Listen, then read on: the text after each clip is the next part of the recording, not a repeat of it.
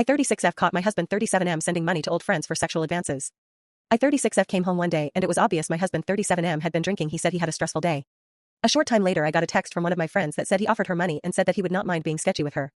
She had told me about him sending her weird messages before, but all I could see was that he was madly in love with me and I couldn't process anything that challenged that viewpoint. For some reason this time was different. I had her send me the screenshots. After work the next day I brought my daughter to the park to play while I texted him that he needed to get therapy and go to AA or we needed to reconsider our relationship.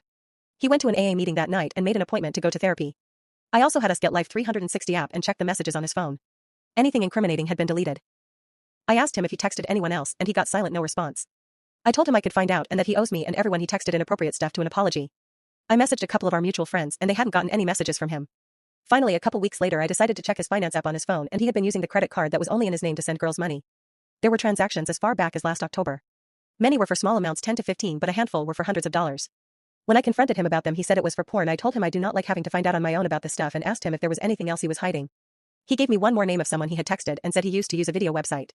I looked up the names from the app and it was all people from our town and some of their profiles said that they went to the same high school as him. I messaged the ones I could find on social media and asked what he sent them money for.